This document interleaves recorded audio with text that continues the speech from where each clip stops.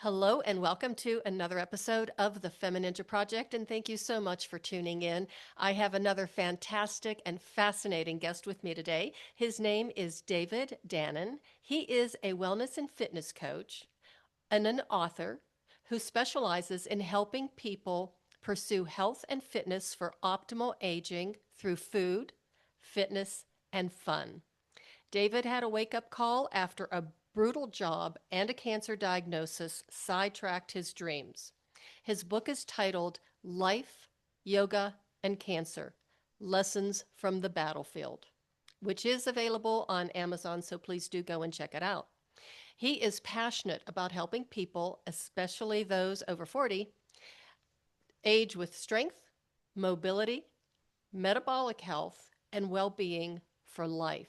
David firmly believes that we can all bust the myths of aging, be an inspiration to others, and to help make the world a better place. David, thank you so much for being here and welcome to the show. Absolutely. It is an honor to talk to you. I love your philosophy. I am the same kind of like I don't want to say anti aging, but healthy aging warrior because also believe that we can be fit, strong, flexible, and do whatever we want to do and love to do during the entire course of our lifetime as long as we treat our bodies right. I think you're absolutely right. Now, can you see me full frame? Because I'm seeing a black line across the top of mine. No, I see you full Okay, frame and perfect. As long as it's all good for you, I don't care. I don't care and about looking at myself.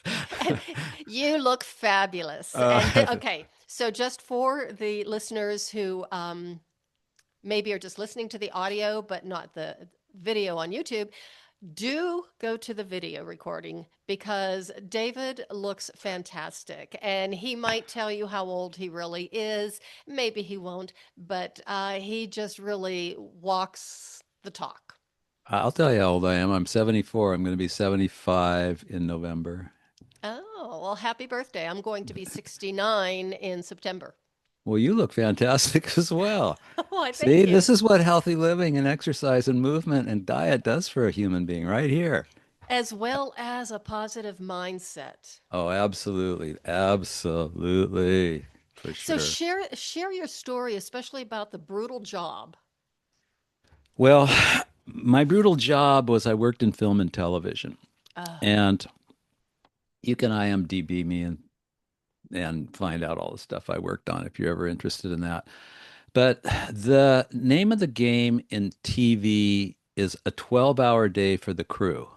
Okay, oh, that's where the bean counters have figured out that they don't have to pay too much overtime, but they're getting maximum bang for their buck because you got to pay overtime after 8 and then after blah blah blah.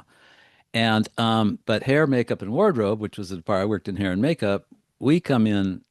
The actors are supposed to be ready at crew call, so we come in sometimes an hour and a half early to get people ready. mm, So 13-hour days were nothing unusual. 14-hour days. My longest day was the last day of a pilot shoot where they had to finish it, and I worked 23 and a half hours. So, people think that this is a glamour. In fact, in my book, the chapter I wrote, How I Got Cancer, I describe one day on an episodic television show. And episodic television is the one where the hour-long shows that have 22 episodes a year. Now, a lot of these cable shows are only 8 or 10 episodes. That's a much better bite. But on the old mm, days, you'd be working 10 and a half months out of the year with these brutal hours. ugh, And when my daughter was born, that's when I had to dive in and, work hard. I didn't want my wife to work. I wanted my daughter to have a mother full time. And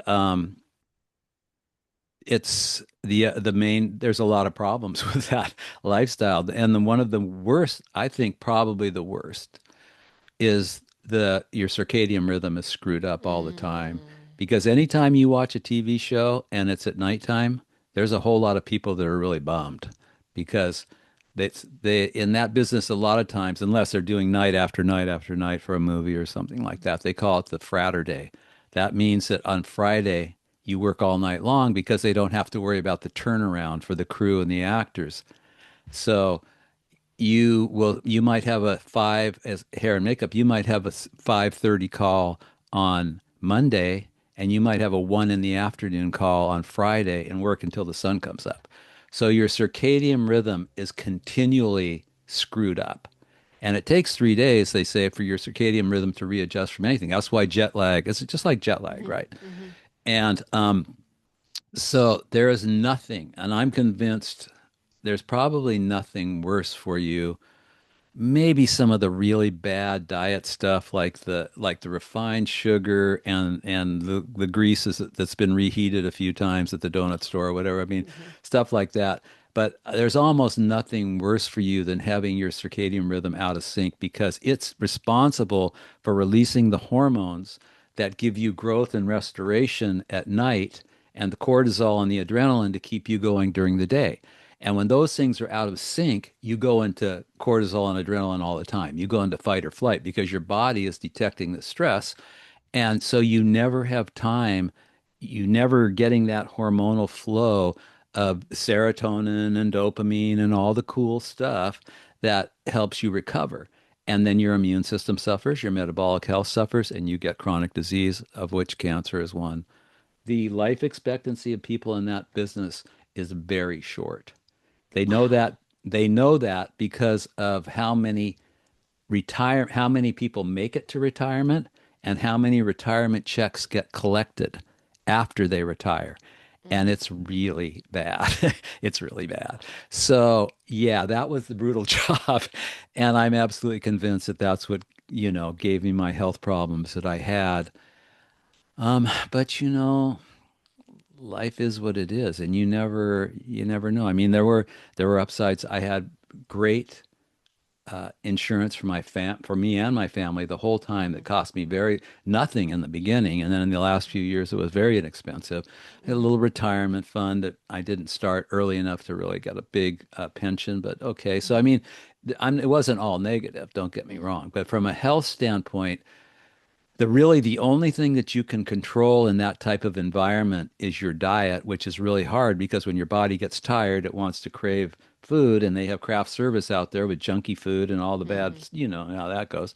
And so you gravitate toward that. Your body wants sleep, but you need energy, so you go for food, and usually it's not very good food, so that's a problem. But you can kind of control that. Exercise, maybe like if you got a lunch break, you can go do some exercise, but you can't control the circadian rhythm part of it. And so yeah, that was the one that gave it to me. So let me ask you this. How long did you work in that industry? 25 years. Wow. But I didn't do that gnarly of it all the time because there's different, like I worked on did a lot of features after I Mm-hmm. got, sort of into it. And features tend to be, well, I worked on one feature that was 107 days, but generally they're around 40, 45 days, something like that. And the features tend to be a little bit more forgiving because there's time. You're not as rushed. You do have the problems like, and then there are certain ones like I did a Star Trek Into Darkness, and that's so much of that is done on stage with green screen and all that kind of stuff that you can work a pretty controlled. You're in the morning at 7 and you're out by 6:30 or 7, something like that, which still Mm-hmm. sounds day after day, but still Mm-hmm. at least you got a rhythm going for your sleep and all that. So it wasn't always as brutal as the episodic television was. That's your stuff like that's your any of those CSI shows. Those are all episodic TV. There are 20, 22 episodes a season with hour-long shows. So yeah. Mm-hmm. I have to tell you something because we're actually watching one now that my husband absolutely loves, and I just want to tear my hair out. It's one of those episodic things, and to me, it's almost like every single episode is so much similar to the one before, and then it's like, well, this is the last thing I'm going to watch before I go to bed. I'm not. I'm going to have nightmares, and my anxiety is high because even the movie or the music that they use ratchets things up, and it's Right. just so disruptive, and I Well, couldn't I know. imagine.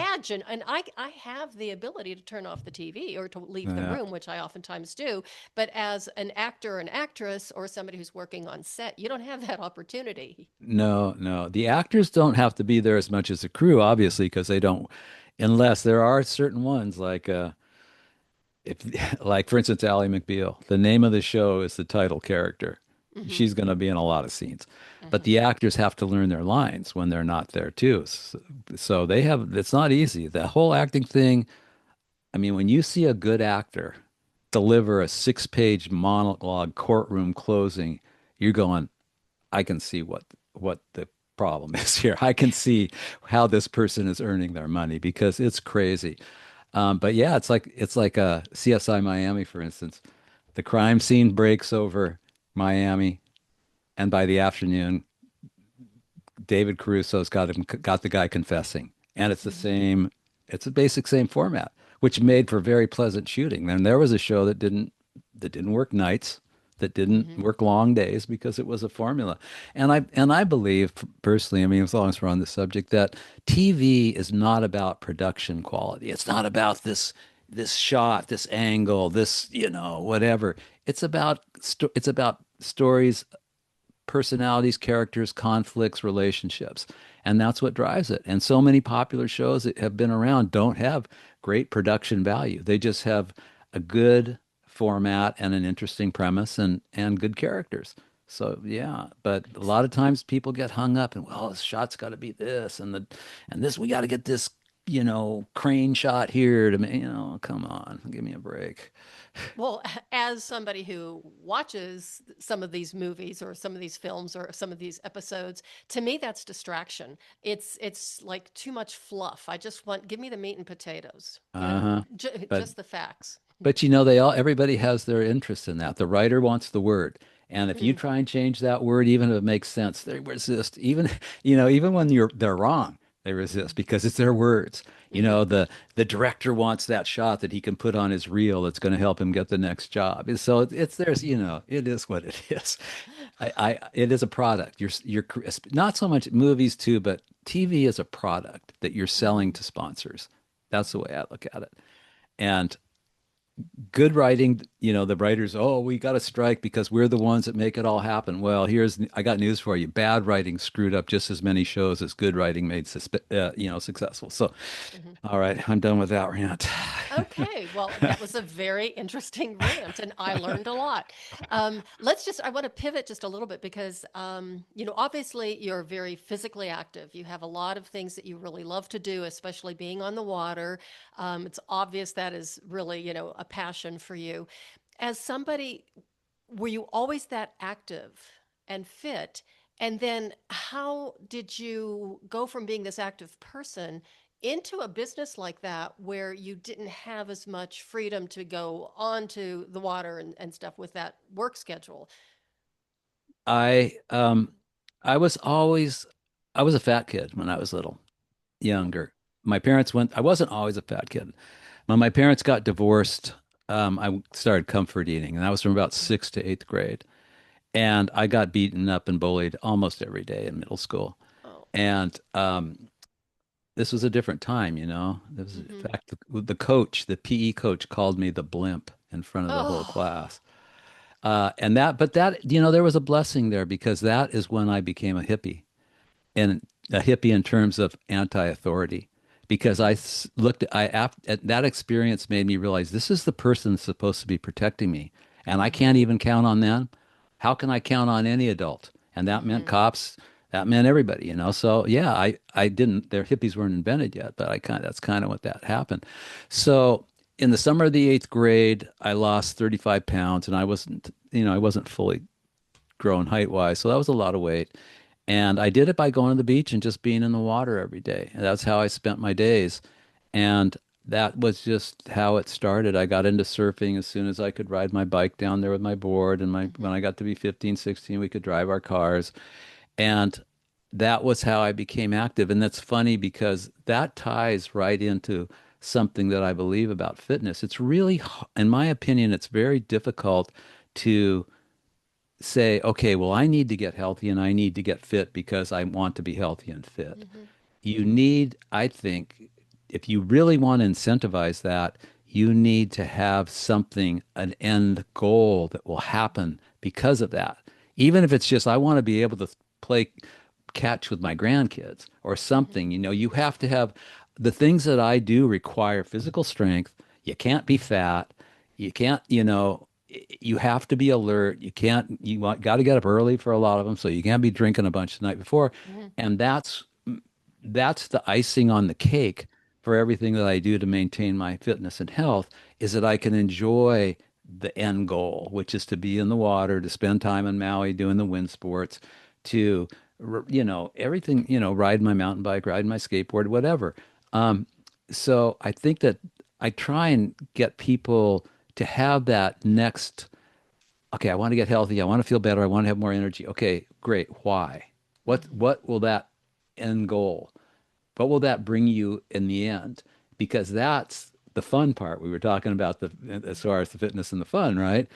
You have that to me, that's so it you can do it. You can get healthy and look good. Say, I want to be able to flex my bicep or whatever, that's fine.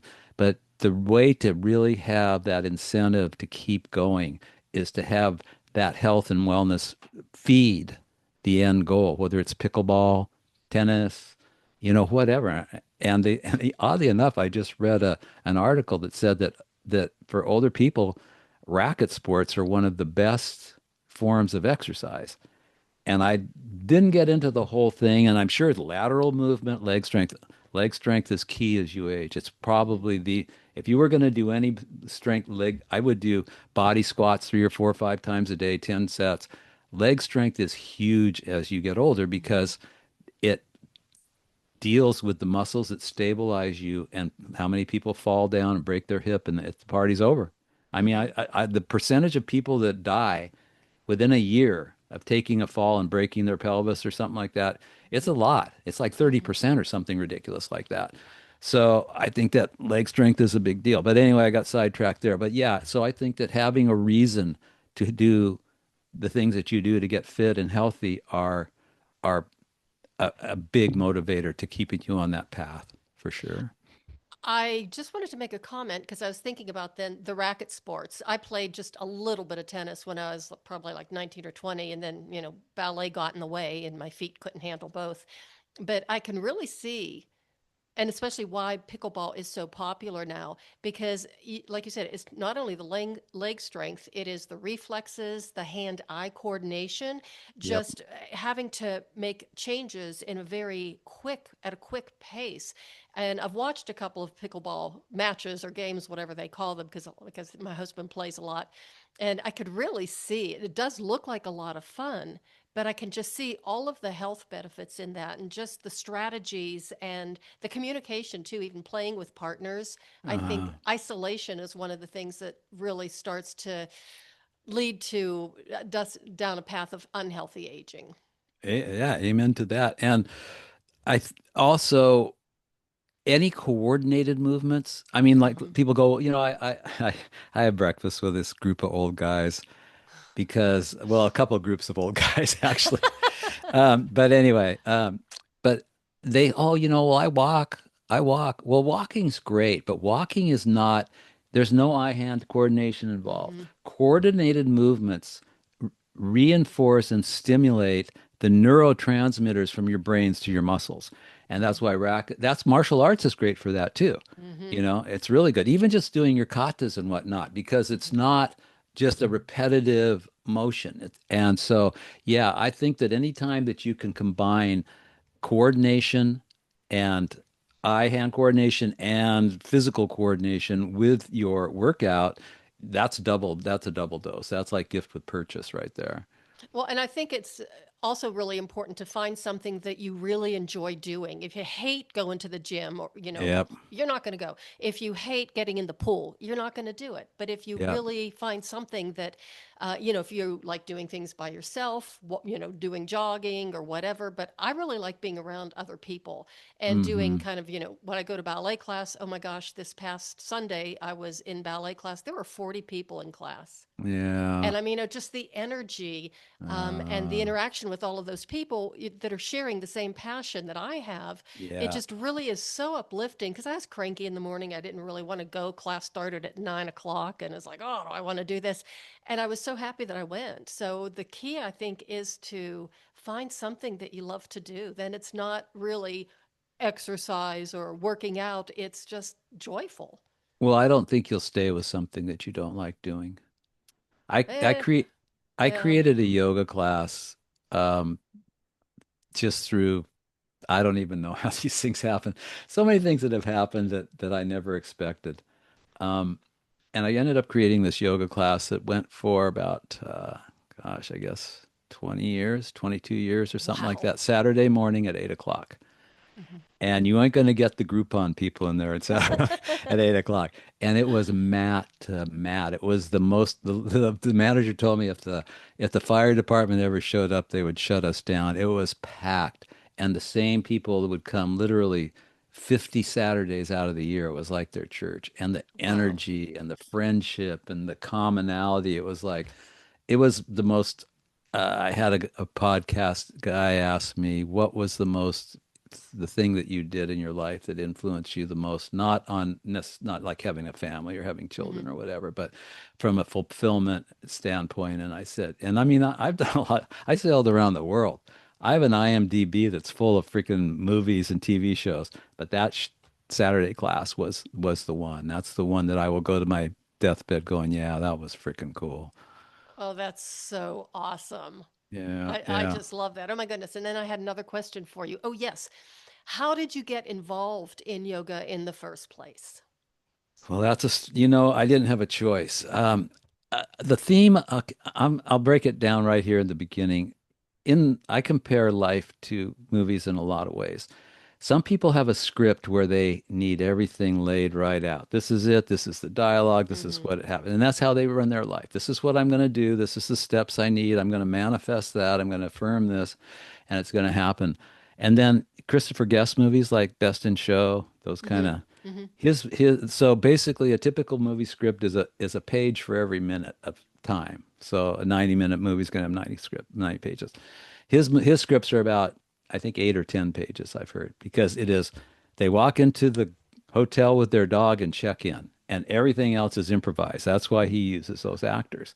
And that's how my life it was. And it was, I don't know, I didn't get any advice when I was a kid. I never had a single counselor in high school or my parents say you should go to college. Hmm. They were like, oh, whatever, get a trade. I was like, I've never had so many absent adults in one place in my life.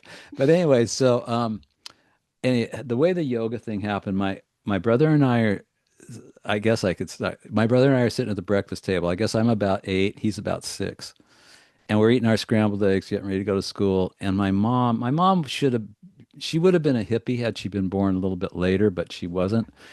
But she was into all that stuff. And she goes, "Oh, there's this yogi, and he died, and his body didn't decay for 20 days right here in Pasadena, right? Because we lived in Arcadia, which is right next to Pasadena."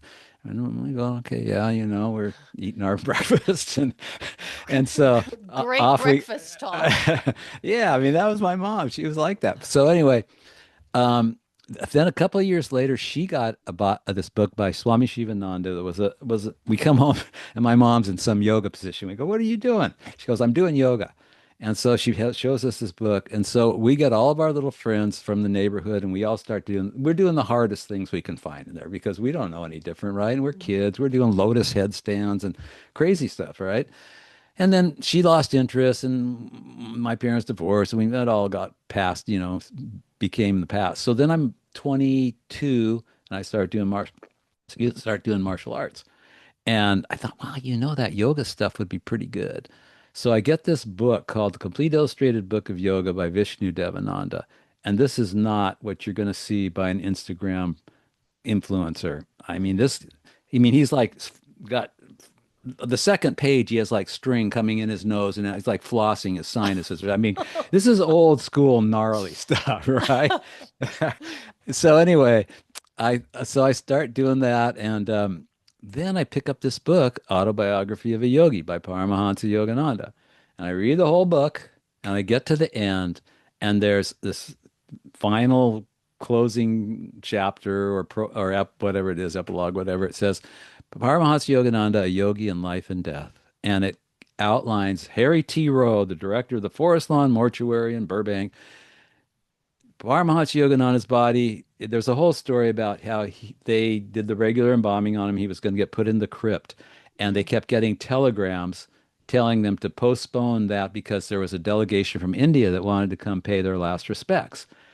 20 days goes by, no visible sign of decay, no smell, no nothing. And it's all in this notarized letter from this guy who was the director of Forest Lawn at the time. And I'm God. going, that's the guy my mom was telling me about at the breakfast table 20 friggin' years ago. And so it all kind of connected. So I started doing the yoga. This is 1976. Patabi Joyce, the guy who invented Ashtanga yoga, anybody that knows about a yoga has heard of Ashtanga yoga, came over and I did. So I was doing yoga for 20 years. I go, I meet this girl, and she, or not, I knew this girl, and she goes, "Oh, I tried this yoga over here, and it's really cool. Come try it." So it was a Bikram Yoga College of India and the hot yoga, right? Mm-hmm. So I went, and it was like $20 for 2 weeks, the intro deal. Mm-hmm. And I started, and back then, this is 1996, and a lot of people didn't have a yoga practice. I mean, I had a yoga practice. I've been practicing for 20 years. And I go in there, and about halfway through the second week, the woman who owned the studio goes, I need a teacher, and you could do this. And this is before they had these $3,000 and $4,000 teacher trainings and yoga Mm-hmm. franchises and all this stuff, right? And I said, well, I don't know. I never thought about teaching yoga. And she said, well, I'll pay you this much and you can have all the classes you want to take. And I thought, "Oh, okay, I'll try it." And that was how it started. And since then, I've taught thousands of yoga classes to thousands of people. And it was all just sort of divine intervention. And that's the same way I got into the doing hair for film and television. It's the same way I've sailed around the world. I just said, okay. Mm-hmm. I just said, okay. Somebody offered me something and I saw the opportunity and I said, yeah, okay, I'll try it. And that was how that happened. And then that's sort of what fed my, when you're changing people's lives and a yoga practice will change somebody's life just as Mm-hmm. martial arts will, right? Because Mm-hmm. it puts you on a whole different trajectory for what you consider your body can do and what you are willing to do to keep that body doing that. Mm-hmm. You know exactly what I'm talking about. Then you're changing people's lives. And that's what gave me the incentive because what's happening in yoga now, I don't even really recognize it as what it Mm-hmm. once was. Yeah.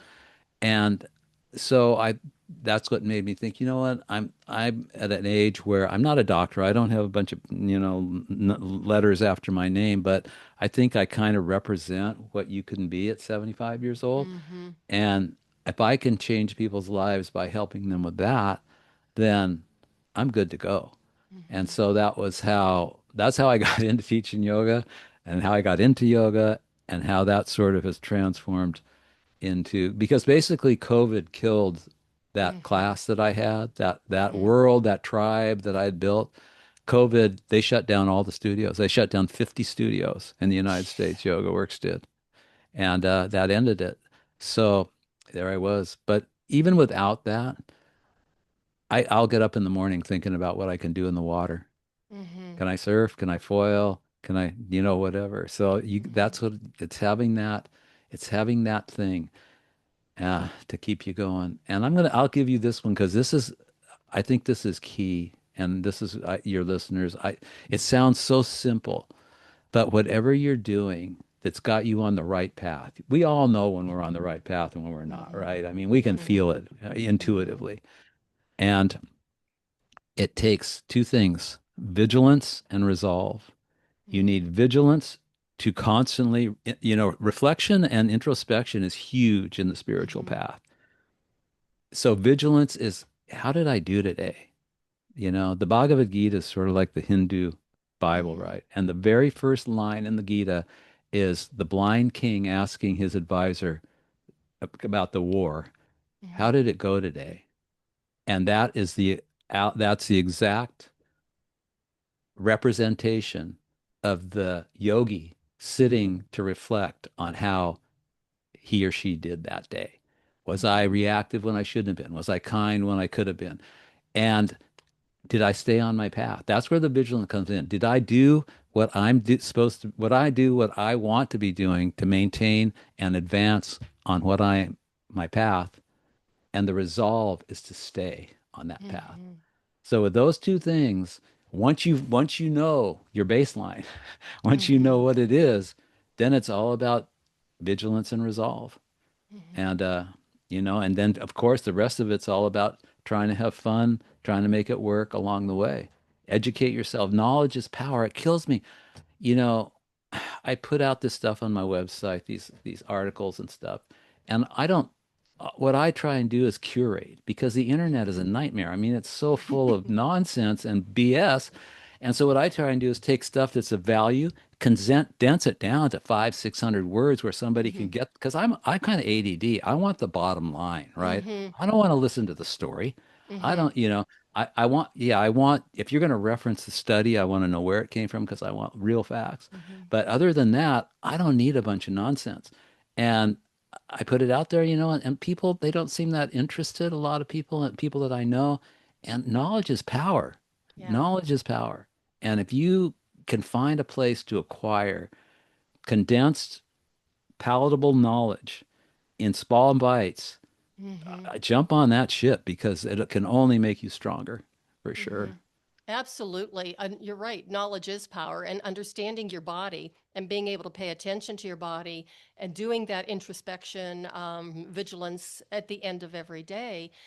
I just want to make a point that what you're talking about is paying attention. It's self awareness. It's not this hypervigilance and all of this judgment that might go along with it, because some of us can be pretty hard on ourselves. But it's just having that sense of awareness and understanding your body, understanding yourself, where you want to go the next day, or, what you want the rest of your life to look like. Amen to that. Amen to that. It's fact. Hmm. And it just, the other thing that you touched on in that introduction is I think that so many people have bought into the narrative of aging. And I'll tell you, I went to a physical, I was having problems. It was like vestibular dizziness or something. I don't know. Something was going on. And I go to this orthopedic surgeon, and they'd done a bunch of tests, and he was like, yeah, whatever. And I said, look, I said, I just want to do the stuff I like to do. And you know what he says to me? He says, you're getting old, do other stuff. And I was like, are you freaking kidding me? I mean, I didn't say that, but that's the narrative, right? He's telling me, and a lot of people go, well, I guess the doctor must be right. He's a doctor. I guess I better start doing other stuff. And instead, I did it. Here you go. Knowledge is power. I did the research, found out what was going on with my back, found out what was going on with my shoulder, started doing stretches because I have knowledge of stretching from being a yoga teacher and just studying stretching. And I've cured myself.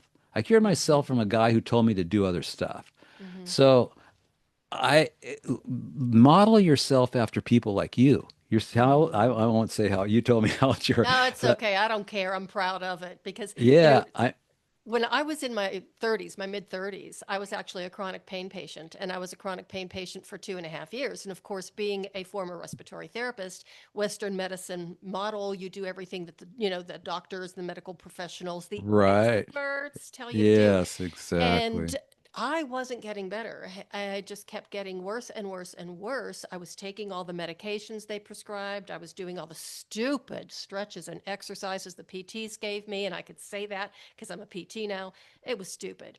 And, did everything I was told, went to my therapy appointments, did everything. And instead of getting better, I was getting worse until finally, I was 2.5 years into it. And one of my doctors, I can't remember how the whole conversation went. Oh, she told me I was a chronic pain patient. I was always going to be a chronic pain patient. I would never have the life that I had before, the life that I See wanted. limitations. I can't stand that. Right. And I just looked at her like she was speaking another language. And I looked at her and I says, you don't understand. I'm planning on going back to ballet class. And she laughed in my face and says, you don't understand. This is the rest of your life and you are never going to get any better. I Uh, was, oh, then she told me to start applying for disability because I was going to need it. And I was 36 years oh old. my God, it's crazy. And That's here I am crazy. now. I still take ballet only one day a week because I take martial arts 4 days a week. And I started pole dancing when I was 58. So, Good you for know, you, man, Cheryl. That's awesome. That's awesome. That's the you know, best. That's I so think good. I think it's just my own way of kind of giving the, double middle finger to the people who told me all the things I would not be able to do in my life. Well, here's a classic. Richard Bach wrote a book called Illusions. He's the Mhm. guy that wrote John Illusions. Great book. I recommend that book to anybody. And there's a line in there where he says, or the universe says, yes, he has a handbook in there that comes from the creation or something like that. And it says, argue for your limitations, and sure enough, they're yours. Yeah. And that's it. Because, you know, people talk about positive affirmation. They get up, they get their vision board, and they go, day after day, I'm doing better and better. And I own a, 2025 Mercedes 3 Series black with tan. They visualize, they do all their visualize, everything about it. I'm healthy in every cell of my body. And then they go out and people, hey, how you doing? Oh, I'm okay. Well, you just put that freaking out there, right? You just put that those words have vibrations that go out into Mm-hmm. creation. I mean, I'm a big believer in manifestation and affirmation. I've seen it happen so many times. I saw it happen with my daughter. I taught my daughter when she was like 8. I got her the vision board book and told her how to do affirmations. She got the role she wanted in the school's plays. She got into her dream college, UCLA, Oh, all nice. all through visualization. Well, that's what she attributes. And it's very easy to write that off. It's just a Mm-hmm. coincidence. Yeah. I don't buy that. I think there's way less coincidence in this world Mm-hmm. than we would be led to believe, either through divine intervention, karma, or what you are manifesting for yourself. Well, I think was it Henry Ford that said, if you think you can or think you can't, you're right. Yeah, I've heard that one. That's perfect. That's Yeah. perfect. It kind of sums it up pretty well. Yeah. So model yourself after, like I look at people like Laird Hamilton, freaking Hmm. big wave, probably the most famous big wave waterman in the world. He's 60 now. He's getting double ARP magazines, you know, and he's a freaking beast. And people like that, those are the people, Arnold Schwarzenegger, look at, I mean, he's still acting, he's still in great shape. Those are the people that you want to model yourself off, not Aunt Joan, who's been sitting on her butt watching TV for the last 20 years and thinking that's normal, or the doctor that tells you what you can't do, or Hmm. instead of what, you can do. Because your mindset is huge. Your mindset is Yeah. huge for sure, for sure. Hmm. So yeah, So not only your mindset, be careful what you tell yourself because our brain is always listening, and be careful what the people that you hang around with. That makes a big difference. I mean, I actually uh, had a friend I broke up with. We had been besties for 30 years, and I finally said, I can't take it. She went to the dark side, and it was making me ill, yeah. literally Well, ill. And yeah. after I broke up with her, I felt so much better. I posted. I actually put a post on Instagram or Facebook or both. I don't know. They do both now. Um, that the people around you can either make you the best version of yourself or the worst version of Hmm. yourself. Be aware of who you're with. That's what I wrote that because you're exactly right. Especially people that you've been close to, Hmm. definitely have an effect, more of an effect. Obviously, like if some stranger flips you off, it's okay, that's whatever. But if your Yeah. friend starts giving you grief, or your friend starts doing this, that, or there, that's going to affect, or your family. Family's tough because you don't get to choose your family. You can choose your friends, right? But yeah, no, the people around you make a heck of a difference, and it's like what you were saying too about being in a group of like-minded people. My daughter, she runs, right? She's a runner. And she wanted to expand her social. She's 25. They love the social stuff, right? I mean, if Hmm. unless you're full on introvert, I guess. And so she joined a run club. Hmm. And so now she's around hundreds of people that are into running. They have parties, they meet up at bars, they do all this stuff. And it's so much gives you so much more incentive when you can be around like-minded people, Hmm. that's trying to find those like-minded people, and you might find them at the gym. If you like going to the gym, you might find them at the gym. You might find them at a Zumba class. You might find them Hmm. at a water. And if you are at the point where you need to do something as forgiving as water aerobics, in the Hmm. pool or whatever, you might find it there.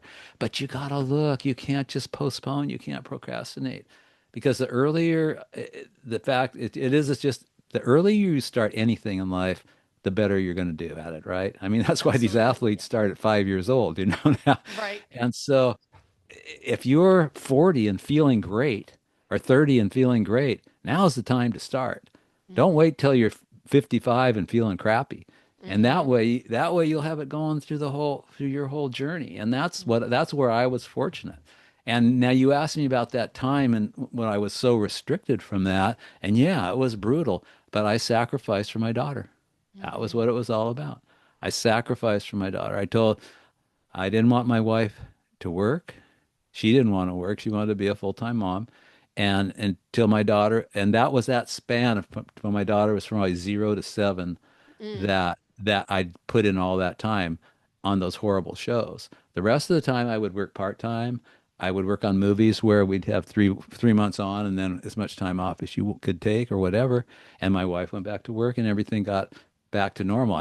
It kind of gave me a problem in the middle there, but yeah. So that was how gave up all my stuff to get my to make a fat paycheck was to take care of my kid.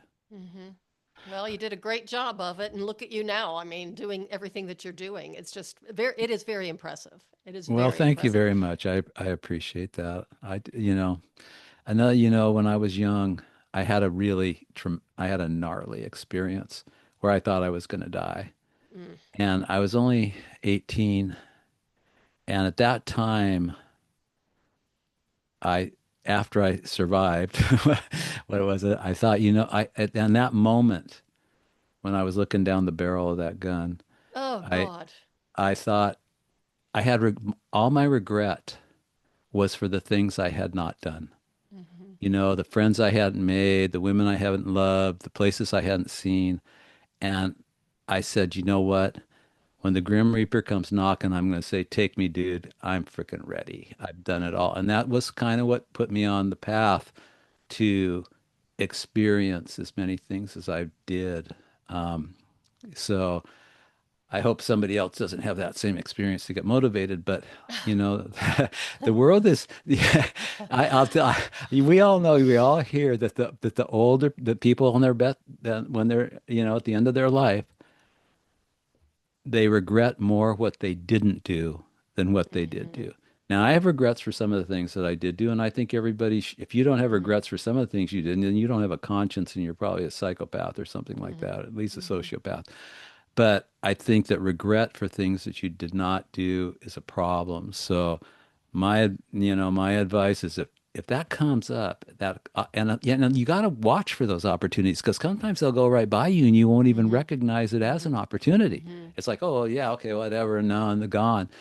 Recognize that opportunity. If it interests you, just say, okay, yeah, I'll try it. You can always, it's not like you're saying, we're not asking you to try jumping off the Golden Gate Bridge. It's probably going to be something more benign than that. So yeah, give it a go. You never know what might come of it. So be open. I have one question for you at this point because I really believe that we're having this revolution happening right now with people in their 60s and 70s that they're kind of saying, this is how I'm going to live my life, and they're like rediscovering passions. Like I have one guy I interviewed 3 times who got back into running at the age of 50, at 60, and he hadn't run in over 30 years. And he's like, "Why am I doing this?" He is doing remarkable things now. It's actually amazing. And I've talked to several people along the way who just decided, you know what, now's the time. Yeah. And even if go to ballet class with me, Yeah. and there's a whole group of us that are well over 50. I mean, I can't tell you how many artificial joints must be in that class. I'm None are mine, but there's a lot of replaced hips and knees and stuff, but they just keep on coming because Yeah. like I said, it's a passion. Well, my yoga class was like that. I mean, I'd say I'd have 50 to 60 people in there every Saturday morning, and I bet you that 35 of them were over 50, Yeah. at least, or 50 or over. And yeah, it's absolutely, you know, the running's a little hard. For some people, running doesn't work because, like, my knees can't handle running. But I love the rowing machine and I love cycling and all that sort of stuff. And that's it too. You also have to sort of modify your choices based on obvious, physical problems that you might have encountered along the way. But there's always workarounds for that kind of stuff. Hmm. There's always workarounds for that for sure. Hmm. Well, I want you to just real quick, if you could grab your book and just hold it up for the camera so people on YouTube can see it and see the cover.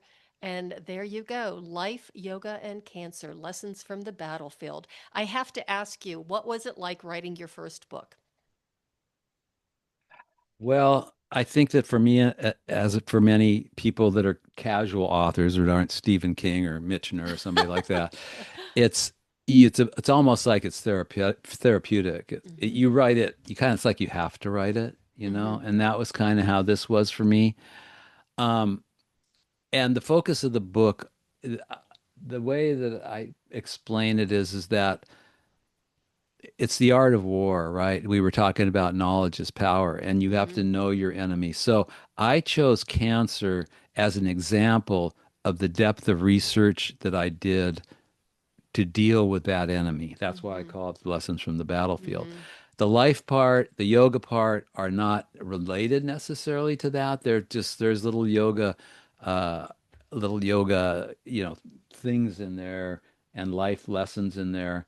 But the part about the cancer is really just to shows the depth, and there's valuable information in there as well. I wrote the Hmm. book in 2018. There's a few things that I might have changed in there since then, but it's really more about this is the example. This is a sample of what you have to do, the depth of the research, the knowledge you have to acquire about the enemy you're fighting if you want to succeed against it. Hmm. And so that's really kind of what that's about. Um, so yeah, I guess I guess that's the story of the book. I've written another book. It's just it's kind of a memoir thing, but based as a novel from the time I was, it kind of starts when I was about 14 and goes to, because I had to deal with the draft and Vietnam War and all that stuff as well. I mean, my life, it was not a pleasant teenage years and that hanging over your head all the time, right? People, your friends' brothers coming home in body bags. It was terrible, right? Um, so I, it starts from about then and it goes up to when I finished sailing around the world, which I was 21 going on 22 at that time. And just kind of the experiences of coming to of age between, well, I would have been 14 and 64 up to 22. Would have been 72. So that age of, that was a gnarly age, right? I mean, the whole political unrest, the civil rights movement, the draft Hmm. in Vietnam, Hmm. all that type of stuff. And just how that sort of would color somebody's view for the rest of their life, I guess. Hmm. And what's the title of that book? That book's gonna be called Tales from the Crooked Path. Ooh. Okay, so that hasn't published yet? No, no, I haven't published that one. Well, did you publish to a publisher or did you self-publish? I self-published for both of Yeah, them. me too. The whole thing, find an agent and go through all that. That's, yeah. Yeah, because I never, I don't think we don't really write our books with that expectation of Right. being I mean, we all love for it to be number one on the New Hmm. York Times bestseller, but that's not the reason that we do it. Hmm. And Hmm. self-publishing is so available nowadays for that for Hmm. sure. Hmm. Absolutely. So, David, how can people get a hold of you? How can they connect with you? Give us some of your links, et cetera, et cetera. Okay, so my website is daviddanon.com. Now, there's only one N in the middle of Danon. I have been confused with the freaking yogurt for my whole professional my whole professional life. And this has been I even have one movie credit that they misspelled my last name on it. So it's Danon, daviddanon.com. And I would ask people just to go there and subscribe. And you'll get a little email I only do newsletters every once or 2 weeks. I don't hammer you with emails every day. I'm not into that whole thing. And you might find there's already some really cool stuff in the blog on the blog page, some articles in there, and there's going to be more to come. So daviddanon.com. My YouTube channel, which has been pretty neglected, but I plan on doing some more stuff on that, is called Danon with one N in the middle, Yoga and Fitness. Danon Yoga and Fitness. My Instagram is Danon Yoga. My Facebook, I don't really, that's more that's I don't really know what that is, but it's David Danon. But that's really not the focus. I'm really more into Instagram. It's kind of my main posting place and my website to do the newsletters and whatnot. And Mm-hmm. I'm on LinkedIn too. But well, you do LinkedIn because we connected, right? I love LinkedIn. Yeah, Really, I love it. I might get more into it. I find so far I find it a little strange. I just get bombarded with so much. I guess it depends on what the algorithm's got going for who you're hanging out with and whatnot on there. Yeah, I love it when people, oh, I would love to connect with you and blah, blah, blah. And it's like, oh, do I really want to connect with this person? Oh, well, maybe. Oh, it does sound interesting. So I connect and boom, I get an automated response to sign up for Uh, this and sign up for that. And I'd yeah, love to I have help you never. promote this. Aside from your message, I don't think I've ever gotten a message on LinkedIn from signing up with somebody that wasn't selling something after I connected with them, which is fine, but it is You that know, is what when I first got on LinkedIn, and I did have a lady who was helping me with it, and I still had my private practice back then. I had my own physical therapy private practice, but I did alternative PT. I didn't do, the regular traditional stuff. So she was helping me build my profile and blah, blah, blah. And I was getting a lot of people, especially chiropractors, who were connecting with me. uh And I thought, well, yeah, and massage therapists, because it would be, it what made what's sense. considered what would you consider alternative PT? Because I've done a lot of PT in my time, so I would be interested to hear Because that. traditional PT did not work for me as a patient. And I don't know why I thought going to PT school and becoming a therapist myself would be a good idea if, you know, now I was on the treating end of it and it was like, that's why it didn't work for me. And Mm, it was so frustrating. And I was like, I can't stand doing this. And then I was sitting in this gut wrenchingly boring meeting one day at work, just like, what have I done with my life? And all of a sudden I had a mental head smacking moment that it was like, wait a minute, there were Pilates was just starting to get a little bit more well known. I had been studying Pilates for my own well-being since 1983. When I finished as a dancer, you were exposed to Pilates. exactly, Yeah, yeah, when yeah. our dance master said you need to take it, and when Mr. Boyette says you need to do something, you probably ought to do it. So, I went once I finished PT school.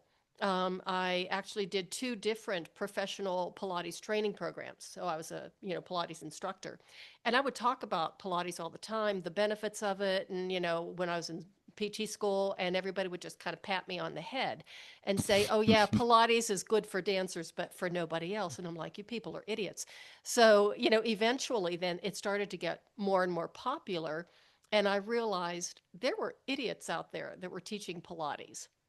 And it was like, Yep. I've got the PT background. I've got these two certifications. I've got the dance background. I understand what it's like to be a chronic pain patient and how to heal myself from that. And it all just fell into place. And it's like, I can open up my own practice. So that's what I did. I opened up my own practice, specializing in Pilates based rehab and conditioning. And then eventually I added Feldenkrais because I went through the Feldenkrais training program, which was a 4-year program. Wow, you've done a lot of training, girl. I should be a lot smarter than I am, right? No, it's not about smartness, but it's about time spent. But do you ever miss dealing with patients like that, one-on-one type of stuff? Uh, Not really. I think that 40 years of taking care of people finally, Oh, okay. I needed to tap out at least for a while. I am planning on once I do relocate, to Excelsior Springs, I'm hoping to relaunch a Feldenkrais practice and then add some Pilates-based conditioning and, especially for, people in our age bracket Yeah, because, cool.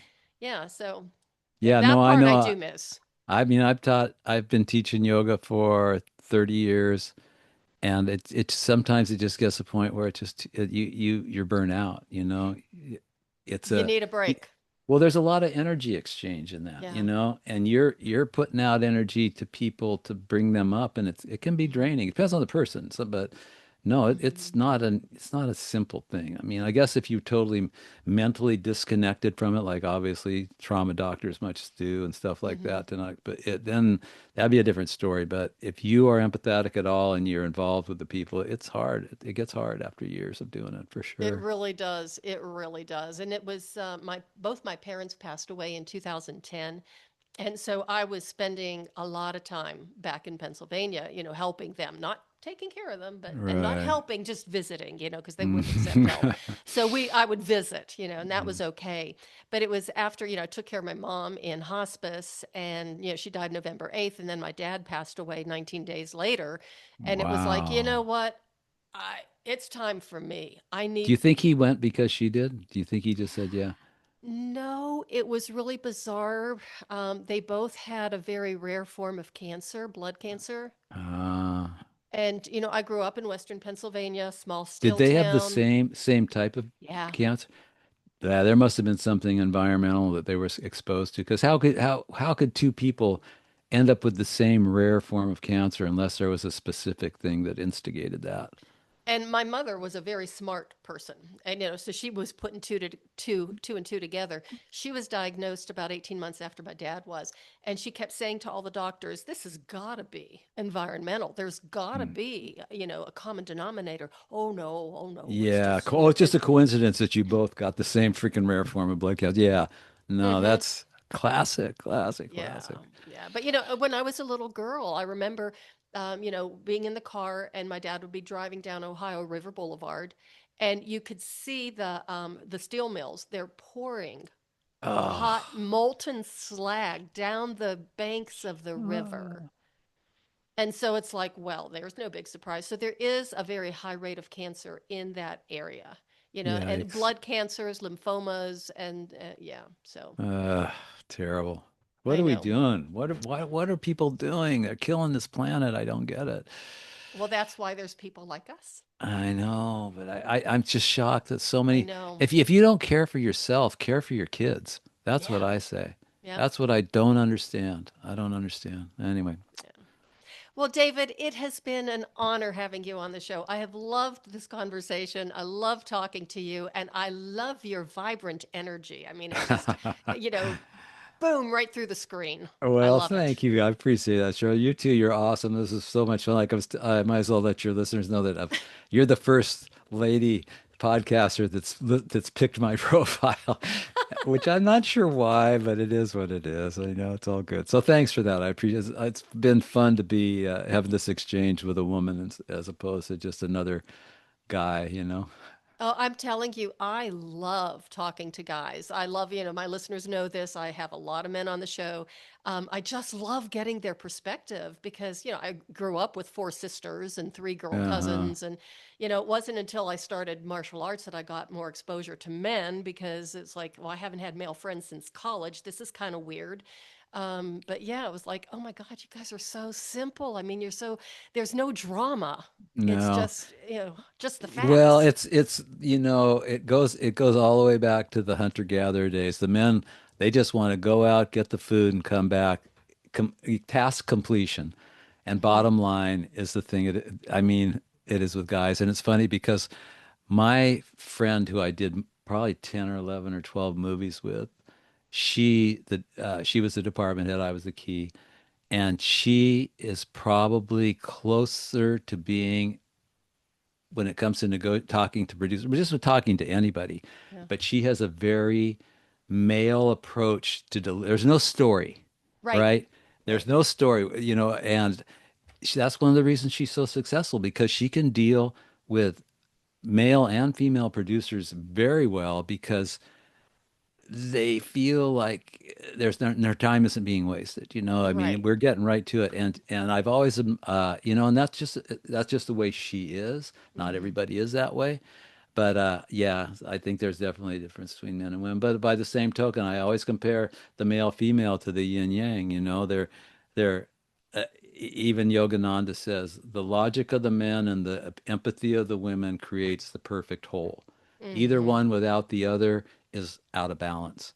So there you Absolutely. have Yeah. it. Well, I think I have a lot more testosterone than I thought I did because it's just like, okay, just the facts. Let's just, Well, yeah. I think that in your job, what you're doing here, and this is another thing too. I'm going to just throw this one out there at the end. I don't think there's anything more important than a person in a person's life to really refine and define their path than to have an all-encompassing mission in life. And if you can have that because because when you're focused on that end goal, and I've seen this with celebrities, I've seen this with actors. I saw this with John Travolta when he was making his comeback. Wow.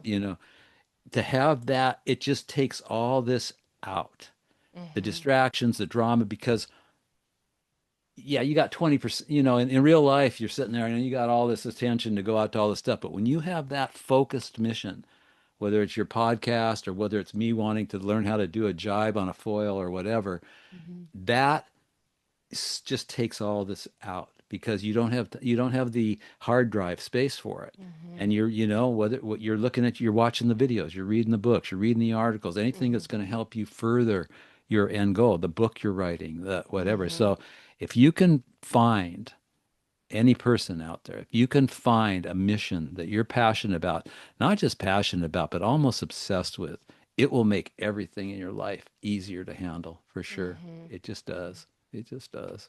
Great words of wisdom. I was going to ask you if you had any final thoughts for the audience, but you beat me to it. So that was Well, great. that's it. That Put and it. that and the mission and the vigilance and resolve. That would be what I would say. Okay. Well, we'll wrap it up there. David, thank you again. I really appreciate it. This has just been so much fun.